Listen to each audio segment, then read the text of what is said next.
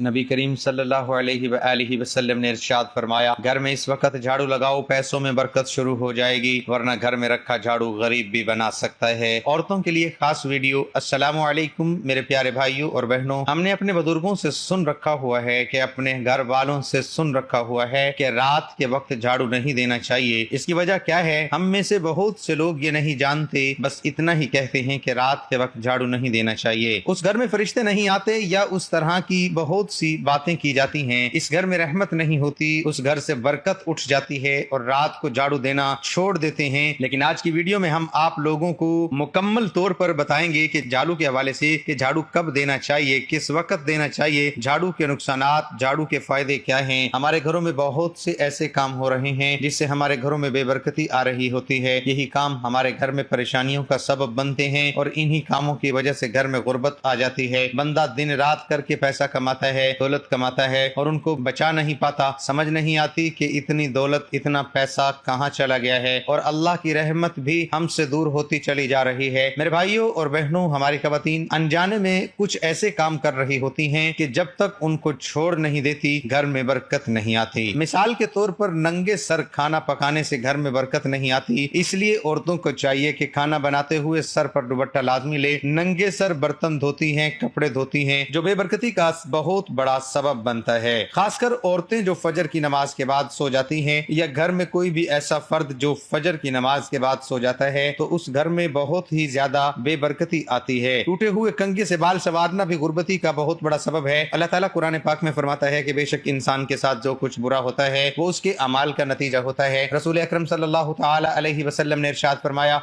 बेशक आदमी महरूम हो जाता है रिज्क से, बरकत से, गुनाहों के सबब जिसको वो इख्तियार कर लेता है। यानी गुनाहों की वजह से ही रिज्क से बरकत उठ जाती है, घर से बरकत उठ जाती है और इस तरह के नुकसानात से हमें वास्ता पड़ जाता है। झाड़ू बज़ाहिर एक मामूली सी चीज है, लेकिन इससे की जाने वाली मामूली सी गलती आपके घर वालों को नुकसान पहुंचा सकती है। नाज़रीन इकराम, चूंकि औरतें ही आम तौर से ऐसी बुराइयों और गुनाहों की मुर्तकिब होती हैं, लेकिन अक्सर मर्द भी इनमें मुलव्विस हैं। इसलिए इन बुराइयों और गुनाहों के बारे में जो हुक्म खवातीन के लिए है वही मर्दों पर सादिर होता है। नाज़रीन, हुज़ूर अक़दस सल्लल्लाहु अलैहि वसल्लम की एक हदीस है जिसमें आप सल्लल्लाहु अलैहि वसल्लम ने औरतों के गुनाह और उन पर नाजिल अज़ाब इलाही को बयान फरमाया है। यह हदीस बहुत अहम बातों पर मुश्तमिल है। इस हदीस को हाफिज शम्सुद्दीन रहमतुल्लाह अलैह ने अपनी मशहूर किताबुल कबायर में नकल फरमाया है। इस हदीस का खुलासा यह है कि एक मर्तबा हजरत अली रजी अल्लाह तआला अन्हु और हजरत फातिमा ज़हरा रजी अल्लाह तआला अन्हा हजरत सल्लल्लाहु अलैहि वसल्लम से मिलने के लिए आपके घर तशरीफ ले गए। हजरत अली रजी अल्लाह तआला अन्हु फरमाते हैं कि जब हम हुज़ूर अक़दस सल्लल्लाहु अलैहि वसल्लम की खिदमत में हाजिर हुए तो देखा नबी करीम सल्लल्लाहु अलैहि वसल्लम रो रहे हैं और आप पर गिरिया तारी है। जब मैंने आपकी हालत देखी तो अर्ज किया, या रसूल अल्लाह, मेरे माँ बाप आप पर कुर्बान हूँ, आपको किस चीज ने रुलाया है और किस बिना पर आप इतना रो रहे हैं? आप सल्लल्लाहु अलैहि वसल्लम ने जवाब में फरमाया, मैंने शब मेराज में अपनी उम्मत की औरतों को जहन्नुम के अंदर कसम कसम के अजाबों में मुब्तला देखा और उनको जो अजाब हो रहा था वो इतना शदीद और होलनाक था कि उस अजाब के तसव्वुर से मुझे रोना आ रहा है। मोहतरम नाज़रीन, सरकार दो आलम सल्लल्लाहु अलैहि वसल्लम की अपनी उम्मत पर इतनी शफकत है कि हम इसका अंदाजा भी नहीं कर सकते। मसलन एक इंतहाई मेहरबान और शफीक माँ जो अपनी औलाद पर जान कुर्बान कर देने वाली हो, अगर वो माँ अपनी औलाद को जेल के अंदर सख्त किस्म की सजाएं सहते हुए देखे तो यकीनन उस माँ का कलेजा मुंह को आ जाएगा और उन सजाओं को देखकर वो माँ बाप यकीनन रो पड़ेंगे। हज़ूर अक़दस सल्लल्लाहु अलैहि वसल्लम की शफकत और मोहब्बत तो सारी दुनिया की माओं से कहीं ज्यादा बढ़कर है। इसलिए आप सल्लल्लाहु अलैहि वसल्लम ने फरमाया कि मैंने अपनी उम्मत की औरतों को जब होलनाक अजाब में मुब्तला पाया उसकी वजह से मुझे रोना आ रहा है। मेरी उम्मत की औरतों पर इस तरह का होलनाक अजाब होगा। उसके बाद हज़ूर अक़दस सल्लल्लाहु अलैहि वसल्लम ने इसकी वजाहत फरमाई कि मैंने जहन्नुम के अंदर औरतों को किस किस तरह के अजाब में मुब्तला देखा। चनाचा आप सल्लल्लाहु अलैहि वसल्लम ने फरमाया, मैंने एक औरत को देखा कि अपने बालों के जरिए जहन्नुम के अंदर लटकी हुई है और उसका दिमाग डंडिया की तरह पक रहा है। एक तो खुद जहन्नुम के अंदर होना बजाते खुद कितना होलनाक अजाब है। अल्लाह ताला हम सबको अपनी पनाह में रखे, आमीन। और फिर बालों के बल लटकाना ये इंतहाई तकलीफ दह सजा है और फिर दिमाग का पकना ये तीसरी सजा है। फिर फरमाया, मैंने दूसरी औरतों को जहन्नुम में इस तरह देखा कि वो जबान के बल लटकी हुई हैं। नाजरीन, आप अंदाजा करें किसी की जबान खींचकर और निकाल कर उसके जरिए उसके पूरे जिस्म को लटकाया जाए तो उसमें कितनी सख्त तकलीफ है। अगर सिर्फ एक हाथ के जरिए भी किसी को लटका दिया जाए तो वो ही उसके लिए मौत से बदतर है। जबान तो बहुत नाजुक चीज है। हज़ूर अक़दस सल्लल्लाहु अलैहि वसल्लम ने आगे फरमाया फरमाया, तीसरी औरत को मैंने देखा कि वो छातियों के बल जहन्नुम में लटकी हुई है। चौथी औरत को मैंने इस तरह देखा कि वो दोनों पैर सीने से बंधे हुए और उसके दोनों हाथ पेशानी से बंधे हुए। पांचवी औरत को मैंने इस हालत में देखा कि उसका चेहरा खिंजीर की तरह है और बाकी जिस्म गधे की तरह है, मगर हकीकत में वो औरत है और सांप बिच्छू इसको लिपटे हुए। छठी औरत को मैंने इस हालत में देखा कि वो कुत्ते की शक्ल में इसके मुंह के रास्ते से जहन्नुम की आग दाखिल हो रही है और पखाने के रास्ते से आग निकल रही है। ये अजाब देने वाले फरिश्ते जहन्नुम के गुर्ज से उसको मार रहे हैं। इसी तरह 6 औरतों को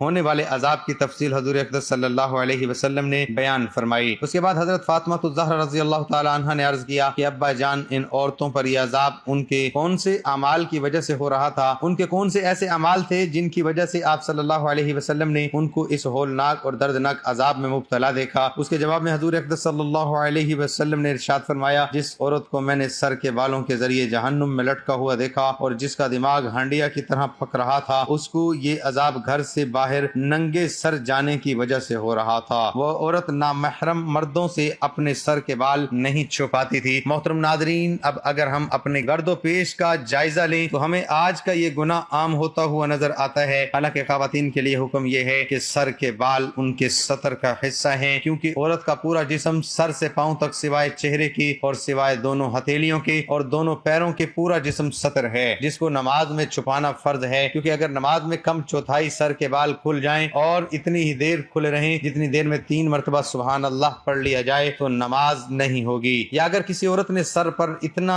बारीक दुपट्टा ओढ़ लिया जिसमें सर के बाल झलक रहे हैं तो अपने दुपट्टे में भी नमाज नहीं होगी, क्योंकि सतर छुपाने की शर्त पूरी नहीं हुई। बाज ख़वातीन बारीक दुपट्टे में नमाज पढ़ लेती हैं और इस दुपट्टे को दोहरा कर लेती हैं, हालांकि दोहरा करने के बाद भी बाल नजर आते हैं। ये बाज औकात दुपट्टा इतना छोटा होता है कि इसके अंदर से टिया बाहर निकली हुई होती है, वो दुपट्टे के अंदर नहीं छुपती। या बाज ख़वातीन की आस्तीनें इतनी छोटी होती हैं कि दुपट्टा पहनने के बावजूद उनके बाजू तक नहीं छुपते। और मसला ये है कि अगर चौथाई सर के बाल खुल जाएं या चौथाई पिंडली खुल जाए और 3 मरतबा तस्बीह पढ़ने के बराबर खुली रहे तो नमाज नहीं होगी और चेहरा, दोनों हथेलियां और दोनों पैर और बाकी सारा जिस्म नामहरम मर्दों से छुपाना जरूरी है। ये पर्दे का हुक्म है, पर्दे का हुक्म अलग है और सतर का हुक्म अलग है। पर्दे के हुक्म में सर से पांव तक पूरा जिस्म दाखिल होना है, इसको नामहरम मर्दों से छुपाना घर में भी जरूरी है। अगर घर से बाहर जरूरी है, लिहाजा घर में और घर के बाहर नामहरम मर्दों के सामने सर के बाल खोल कर आना गुनाह है और यही उसका अजाब है जो आपने अभी सुना। बाज पर्देदार ख़वातीन घर के बाहर तो सर और चेहरा छुपाने का एहतमाम कर लेती हैं, लेकिन घर के अंदर जो नामहरम मर्द या करीबी नामहरम रिश्तेदार हैं इनसे वो ख़वातीन पर्दा करने का एहतमाम नहीं करती।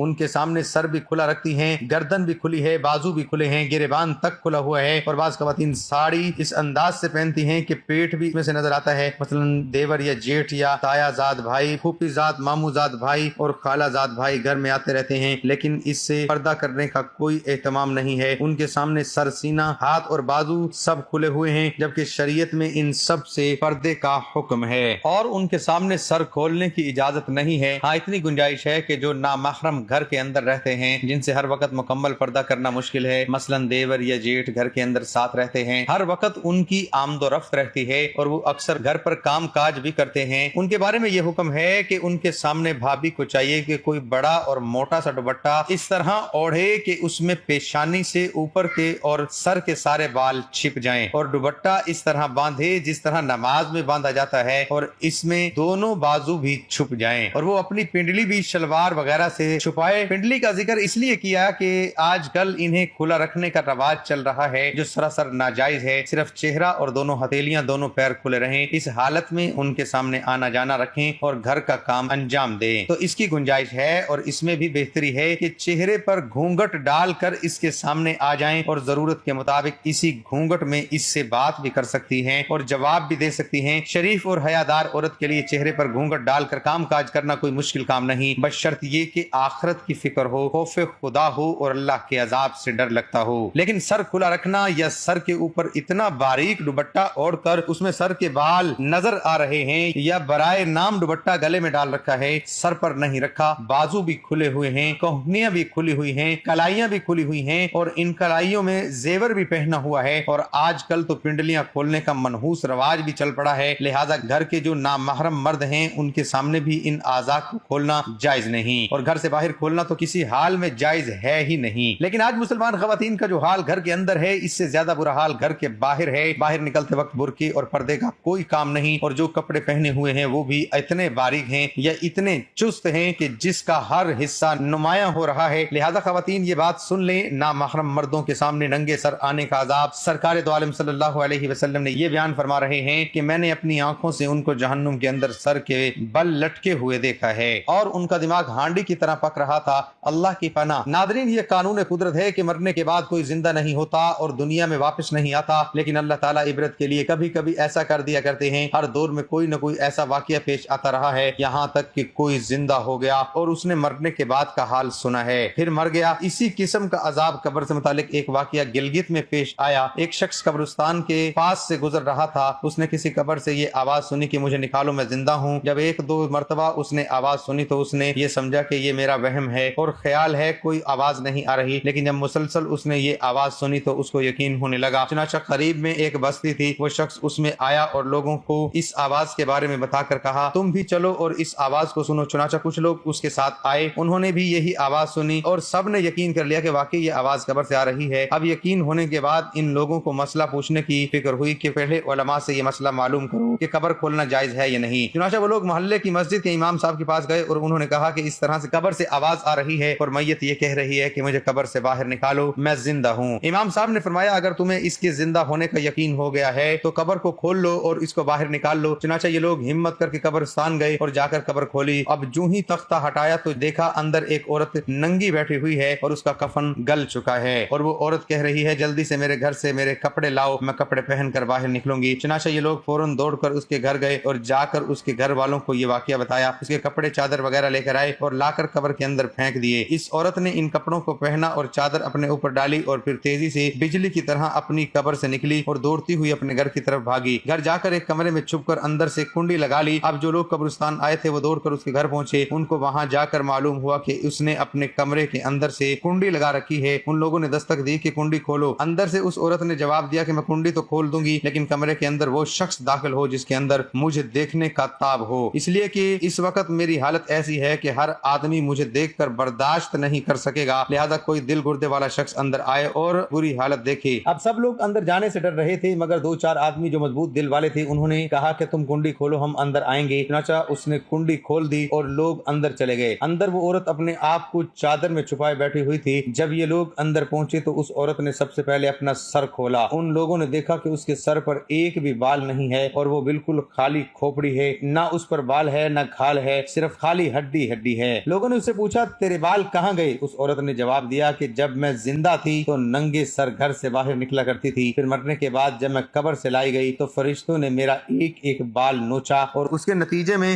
بال کے ساتھ کھال بھی نکل گئی۔ اب میرے سر پہ نہ بال ہے نہ کھال ہے۔ اس کے بعد اس عورت نے اپنا منہ کھولا۔ جب لوگوں نے اس کا منہ دیکھا تو اتنا خوفناک ہو چکا تھا کہ سوائے دانتوں کے کچھ نظر نہیں آیا، نہ اوپر کا ہونٹ موجود تھا نہ نیچے کا ہونٹ موجود تھا، بلکہ 32 کے 32 دانت سامنے جڑے ہوئے نظر آ رہے تھے۔ سوچئے اگر کسی انسان کے صرف دانت ہی دانت نظر آئیں تو کتنا ڈر اور خوف معلوم ہوتا ہے۔ اب ان لوگوں نے اس عورت سے پوچھا تیرے ہونٹ کہاں گئے؟ اس عورت نے جواب دیا میں اپنے ہونٹوں پر لپسٹک لگا کر نامحرم مردوں کے سامنے جایا کرتی تھی، اس کی سزا میں میرے ہونٹ کاٹ لیے گئے، اس لیے اب میرے چہرے پر ہونٹ نہیں ہیں۔ پھر اس عورت نے اپنے ہاتھ اور پیروں کی انگلیاں کھولی۔ لوگوں نے دیکھا کہ اس کے ہاتھ اور پیروں کی انگلیوں میں ایک بھی ناخن نہیں تھا، تمام انگلیوں کے ناخن غائب تھے۔ اس نے پوچھا تیری انگلیوں کے ناخن کہاں گئے؟ اس عورت نے جواب دیا ناخن پالش لگانے کی وجہ سے میرا ایک ایک ناخن کھینچ لیا گیا، چونکہ میں سارے کام کر کے گھر سے باہر نکلا کرتی تھی، اس لیے جیسے ہی میرے مرنے کے بعد میں قبر میں پہنچی تو میرے ساتھ یہ معاملہ کیا گیا اور مجھے یہ سزا ملی کہ میرے سر کے بال بھی نوچ دیے گئے، میرے ہونٹ بھی کاٹ دیے گئے اور ناخن بھی کھینچ لیے گئے۔ اتنی باتیں کرنے کے بعد وہ بے ہوش ہو گئی اور مردہ بے جان ہو گئی جیسے لاش ہوتی ہے۔ چنانچہ ان لوگوں نے دوبارہ اس کو قبرستان میں پہنچا دیا۔ محترم ناظرین، اللہ تعالیٰ کو یہ عبرت دکھانی مقصود تھی کہ دیکھو اس عورت کا کیا انجام ہوا،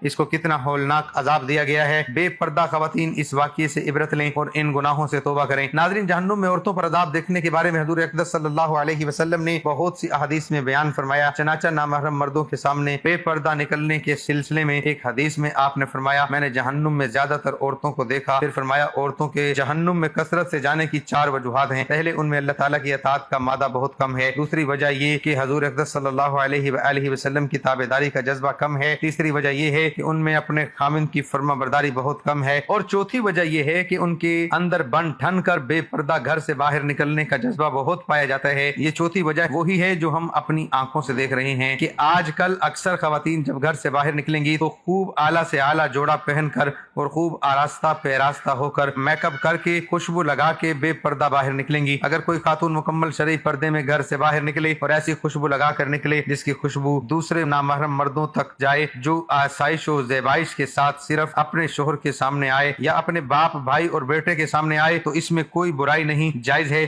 کیونکہ شوہر کے لیے آرائش و زیبائش کرنا نہ صرف جائز بلکہ بہتر ہے۔ لیکن یہ عذاب اور وبال اس صورت میں ہے کہ عورتیں نامحرم مردوں کے سامنے آرائش کر کے آئیں، چاہے وہ نامحرم گھر کے ہوں یا باہر کے ہوں۔ اس وقت یہ فعل گناہ حرام اور ناجائز ہے، اس سے بچنا واجب ہے۔ محترم ناظرین، آج یہ بھی نہ سمجھیں کہ عورت گھر سے باہر بالکل ہی نہیں نکل سکتی، پردے کے شرعی حدود میں رہ کر وقت ضرورت باہر کے کام انجام دے سکتی ہے۔ اب آپ دوسری عورت کے بارے میں بھی سن لیجئے۔ دوسری عورت جس کو حضور اقدس صلی اللہ علیہ وسلم نے دیکھا کہ وہ زبان کے بل جہنم کے اندر لٹکی ہوئی ہے، اس کے بارے میں آپ صلی اللہ علیہ وسلم نے فرمایا کہ یہ وہ عورت ہے جو اپنی زبان درازی سے اپنے شوہر کو تکلیف پہنچایا کرتی تھی۔ بعض عورتوں میں بلا شبہ یہ بری خصلت پائی جاتی ہے کہ بہت ہی منہ پھٹ، زبان دراز، بدگو اور بہت زیادہ زبان چلا کر اپنے شوہر کو تکلیف پہنچانے کی عادت ہوتی ہے۔ یہ بات تو مرد کے لیے بھی جائز نہیں کہ وہ اپنی زبان سے اپنی بیوی کو ناحق تکلیف پہنچائے یا اس کو ستائے اور پریشان کرے۔ مرد کے لیے یہ بات باعث عذاب اور باعث وبال ہے، لیکن اس حدیث میں یہ صرف خاص عورتوں کے متعلق بیان کی جا رہی ہے کہ بات بات پر شوہر سے لڑنا، بدتمیزی کرنا اور ایسی باتیں کرنا جس سے شوہر کا دل دکھے، اس کو تکلیف اور ایذا پہنچے، ایسی خواتین کے بارے میں عذاب بتائے گئے ہیں کہ وہ جہنم میں زبان کے بل لٹکیں گے۔ اب ذرا سوچئے کہ اگر انسان کسی کو ہاتھ سے مارے یا کسی چیز سے مارے تو اس کی تکلیف زیادہ دیر تک باقی نہیں رہتی، لیکن زبان سے بعض اوقات انسان ایک ایسا کلمہ کہہ دیتا ہے جو زندگی بھر انسان کو نہیں بھولتا۔ زبان جسم کا بہت چھوٹا سا حصہ ہے، مگر اس کے گناہ بڑے سنگین ہیں۔ ان سنگین گناہوں میں سے ایک گناہ زبان درازی بھی ہے۔ یہ ایک ایسا سنگین گناہ ہے کہ جو گھر کی سارے سکون کو غارت کر دیتا ہے اور زندگی کو اجیرن بنا دیتا ہے۔ اگر اس کا سبب کسی خاتون کی زبان ہے تو اس کے لیے اس حدیث میں یہ عذاب اور وبال بیان کیا گیا۔ اس لیے خواتین کو اس بات کا خیال رکھنا چاہیے کہ وہ زبان سے کوئی ایسا کلمہ نہ نکالے جس سے ان کے شوہر کو کوئی تکلیف پہنچے۔ ایسے ہی شوہروں کی یہ ذمہ داری ہے کہ وہ بھی اپنی زبان سے ایسی بات نہ کہیں جس سے بیوی کو تکلیف پہنچے، بلکہ تمام مسلمان مرد اور عورتوں کو یہ حکم ہے کہ اپنی زبان پر قابو رکھیں، اور زبان سے ایسی بات نکالنا جس سے دوسروں کو تکلیف پہنچے باعث عذاب گناہ، اور کسی مسلمان کو ناحق تکلیف پہنچانا حرام ہے۔ اور جس طرح ہاتھ کے ذریعے اور اشاروں کے ذریعے تکلیف پہنچانا گناہ ہے، اسی طرح زبان کے ذریعے تکلیف پہنچانا بھی گناہ ہے۔ اس لیے اس بات کا اہتمام کرنا چاہیے کہ زبان سے وہی بات نکلے جس سے دوسروں کا دل خوش ہو اور دوسروں کو تکلیف نہ پہنچے، اور اپنی زبان کو قابو کریں۔ چنانچہ رسول اللہ صلی اللہ علیہ وآلہ وسلم کا ارشاد ہے، جو شخص اللہ پر اور آخرت کے دن پر ایمان رکھتا ہو اس کو چاہیے یا تو وہ اچھی اور نیک بات کہے، خاموش رہے۔ اس پر مجھے ایک واقعہ یاد آیا، حضرت اسماعیل علیہ السلام اور آپ کی بیوی کا یہ واقعہ اس وقت کا جب حضرت اسماعیل علیہ السلام کے والد حضرت ابراہیم علیہ السلام شام کے اندر تھے اور یہ بیٹے مکہ میں تھے۔ حضرت ابراہیم علیہ السلام ایک مرتبہ اپنے بیٹے سے ملنے مکہ مکرمہ تشریف لائے۔ گھر پہنچے تو گھر پر حضرت اسماعیل علیہ السلام نہ ملے۔ بہو سے پوچھا کہ کہاں ہے؟ جواب ملا کھانے پینے کی تلاش میں شکار کو گئے ہیں۔ آپ نے پوچھا کیا حال ہے، کیسی گزر رہی ہے؟ بہو نے کہا بڑی مصیبت میں ہیں۔ حضرت ابراہیم علیہ السلام نے کہا جب تمہارے شوہر آئیں تو ان سے میرا سلام کہنا اور کہنا کہ اپنے گھر کے دروازے کی چوکھٹ بدل دے۔ چنانچہ حضرت اسماعیل علیہ السلام جب گھر آئے تو سب حال معلوم ہوا۔ آپ نے فرمایا کہ وہ میرے والد تھے اور چوکھٹ تو ہے وہ یہ کہہ کر گئے ہیں کہ تجھ کو چھوڑ دوں، چنانچہ اس کو طلاق دے کر دوسرا نکاح کیا۔ حضرت ابراہیم علیہ السلام دوبارہ اپنے بیٹے حضرت اسماعیل علیہ السلام سے ملنے آئے۔ اتفاق سے اس بار بھی گھر پر ملاقات نہ ہوئی، دوسری بیوی گھر پر تھی، اس نے خاطر تواضع کی۔ حضرت ابراہیم علیہ السلام نے ان سے بھی حال پوچھا۔ اس بہو نے کہا کہ خدا کا شکر ہے ہم بہت آرام میں ہیں۔ آپ نے ان کے لیے دعا کی اور فرمایا کہ جب تمہارے شوہر آئیں تو میرا سلام کہنا اور کہنا کہ اپنے دروازے کی چوکھٹ قائم رکھے۔ حضرت اسماعیل علیہ السلام کو ان کے آنے کے بعد حال معلوم ہوا۔ آپ نے اپنی بیوی سے کہا کہ یہ میرے والد تھے اور یوں کہہ گئے ہیں کہ تجھ کو اپنے پاس رکھو۔ تو دیکھا ناظرین، ناشکری کا پھل پہلی بیوی کو کیا ملا کہ ایک نبی ناراض ہوئے، دوسرے نبی نے اپنے پاس سے الگ کر دیا، اور صبر و شکر کا پھل دوسری بیوی کو یہ ملا کہ ایک نبی نے دعا دی اور ایک نبی کی خدمت میں رہنا نصیب ہوا۔ ایک صحابی نے پوچھا یا رسول اللہ صلی اللہ علیہ وسلم کون سا عمل افضل ہے؟ حضور صلی اللہ علیہ وآلہ وسلم نے جواب دیا کہ تمہاری زبان اللہ کے ذکر سے تر رہے، چلتے پھرتے اٹھتے بیٹھتے اللہ کا ذکر کرتے رہو اور اگر زبان کا ناجائز اور غلط استعمال ہوا پھر یہی زبان انسان کو جہنم میں کھینچ کر لے جاتی ہے۔ ایک حدیث میں آپ نے فرمایا بہت سے لوگ زبان کے کرتوتوں کی وجہ سے جہنم میں جائیں گے، مثلا جھوٹ بول دیا، غیبت کر دی، کسی کا دل دکھا دیا، کسی کی دل آزاری کر دی، دوسروں کے ساتھ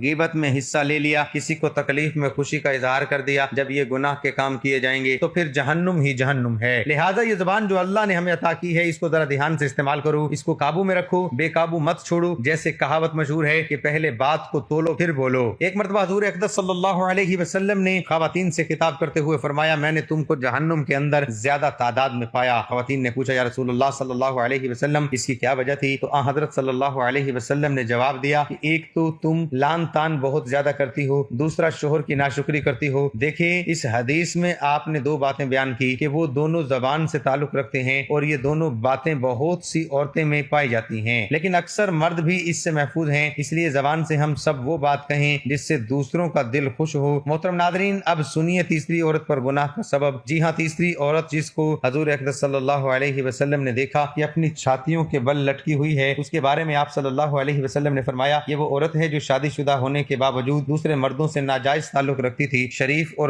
باحیا عورتیں تو اس کا تصور بھی نہیں کر سکتی، اسی طرح شریف اور باحیا مرد بھی اس کا تصور نہیں کر سکتی، لیکن جس معاشرے میں حیا کا خاتمہ ہو چکا ہے، بے حیائی کا دور دورہ ہو، اس میں اس بات کو کہاں عیب سمجھا جائے گا، بلکہ ایسے معاشرے میں اس کو فیشن کے طور پر اختیار کر لیا گیا۔ حضور اقدس صلی اللہ علیہ وسلم کا ارشاد ہے کہ حیا ایمان کی ایک شاخ ہے، یعنی دین اور ایمان کا ایک اہم شعبہ حیا ہے۔ یہ حیا ایسی چیز ہے جو انسان کو بہت سے گناہوں سے بچا لیتی ہے، چنانچہ جنسی نوعیت کے جتنے گناہ ہیں ان سب میں حیا ایک پردہ اور رکاوٹ بن جاتی ہے۔ اسی حیا کی وجہ سے انسان غیر محرم عورت کی طرف نظر نہیں اٹھا سکتا، کسی نامعلوم کے پاس جانے اور اس کے پاس تنہائی میں دیکھنے سے حیا اس انسان کو روکے گی، اسی طرح اگر عورت حیا دار ہے تو وہ حیا اس کو نامحرم مرد کی طرف دیکھنے سے روکے گی۔ میرے پیارے بھائیوں اور بہنوں، جھاڑو کے حوالے سے چند باتیں جو یاد رکھ لیں، ورنہ یہ جھاڑو گھر کو پورا جھاڑ کر رکھ دے گا اور کبھی گھر میں برکت نہیں آئے گی، پیسہ نہیں آئے گا، اگر آئے گا تو بھی ایسا چلا جائے گا کہ آپ کو پتہ ہی نہیں چلے گا۔ پہلی بات یاد رکھیں کہ جو کوئی شخص، جو کوئی عورت کپڑے سے جھاڑو دیتی ہے تو وہ محتاج ہو جاتا ہے۔ کوئی بھی شخص جب کپڑے سے جھاڑو دے یا کوئی بھی عورت گھر میں کپڑے سے جھاڑو دے یعنی کپڑے سے صفائی کری تو وہ گھر محتاج ہو جاتا ہے۔ ہمیشہ گھر میں جھاڑو لگاتے وقت سر پہ دوپٹہ لازمی ہے، سر ڈھانپ کر جھاڑو لگائیں۔ جو عورتیں کھلا سر چھوڑ کر گھر میں جھاڑو لگاتی ہیں وہ بے برکتی کو اور نحوست کو بہت بڑی دعوت دے رہی ہوتی ہیں۔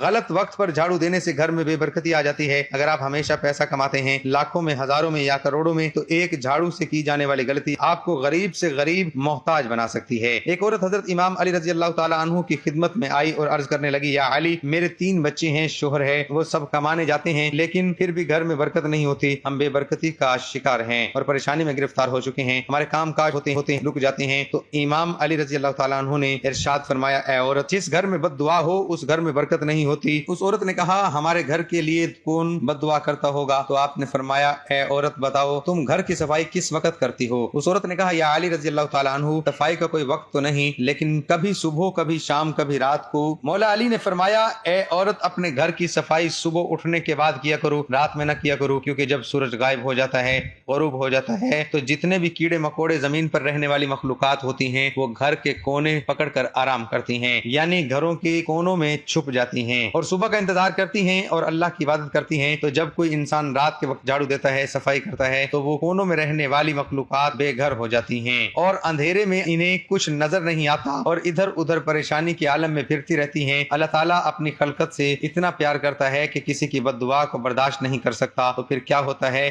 کہ جس گھر میں رات کو جھاڑو دیا جائے تو وہ کیڑے مکوڑے جو گھر کے کونوں میں بیٹھے ہوتے ہیں ان کی بد دعا سے گھر میں رہنے والوں کا رزق تنگ ہو جاتا ہے، خوشحالی پریشانی میں تبدیل ہو جاتی ہے اور گھر سے برکت چلی جاتی ہے۔ میرے پیارے ناظرین، اگر آپ گھر میں خیر و برکت چاہتے ہیں تو ایک بات ذہن میں بٹھا لیں، جھاڑو کو گھر میں کہاں نہیں رکھنا چاہیے۔ اس بات کو لازم اپنے ذہن میں رکھیں۔ آپ نے خود دیکھا ہوگا کہ جب آپ گھر میں جھاڑو لگاتے ہیں، صفائی کے دوران سارے جراثیم اس جھاڑو کے ساتھ لگ جاتے ہیں، جتنا بھی گھر کی گندگی ہوتی ہے ساری اسی کے ساتھ صاف ہوتا ہے۔ تو جس جگہ پر آپ کھانا بناتے ہیں یعنی کچن میں جھاڑو نہ رکھیں، جہاں آپ کھانا بناتے ہیں باورچی خانہ جسے کہا جاتا ہے وہاں جھاڑو نہیں ہونا چاہیے، اور جس جگہ کھانا کھاتے ہیں وہاں بھی جھاڑو مت رکھیں۔ کھانا کھانے والی جگہ پر جھاڑو نہیں ہونا چاہیے۔ اگر آپ کے گھر میں آپ کا بھائی، آپ کا شوہر جو باہر کام کرتے ہیں یعنی جاب کے لیے جاتے ہیں تو ان کے گھر سے باہر جانے کے فوراً بعد جھاڑو نہیں لگانا چاہیے۔ بزرگان دین کہتے ہیں کہ گھر میں جھاڑو کو کبھی بھی سیدھا نہیں رکھنا چاہیے بلکہ لیٹا کر رکھنا چاہیے چاہیے اور گھر کی دیواروں کو جھاڑو سے صاف نہیں کرنا چاہیے، اس سے بھی نحوست پیدا ہوتی ہے۔ میرے پیارے ناظرین، آپ نے دیکھا ہوگا مسجدوں میں، اللہ کے گھروں میں یا درباروں میں جمعہ کے دن صبح صبح جھاڑو لگایا جاتا ہے، کیونکہ یہ دن بہت خاص ہوتا ہے، اس میں اللہ کی رحمت برستی ہے۔ اپنے گھر میں جمعہ کے دن صبح کے وقت جھاڑو لگانا کبھی مت بھولیں۔ جمعہ کا دن بہت برکت والا ہوتا ہے۔ جمعہ کے دن صفائی کرنے سے گھر سے بے برکتی ختم ہو جاتی ہے، گھر سے نحوست ختم ہو جاتی ہے اور ہر طرح کی تنگ دستی ختم ہو جاتی ہے۔ ہم امید کرتے ہیں کہ آج کی یہ ویڈیو آپ کو پسند آئی ہوگی، آپ کی سمجھ میں بھی آئی ہوگی۔ آج کی یہ چھوٹی سی ویڈیو آپ کے لیے بہت ہی فائدہ مند ثابت ہوگی انشاءاللہ۔ اگر آپ کو یہ ویڈیو پسند آیا ہے تو اس ویڈیو کو اپنے قریبی دوستوں میں ضرور شیئر کریں، خاص کر اپنی ماں بہنوں کو اس ویڈیو کو ضرور شیئر کریں۔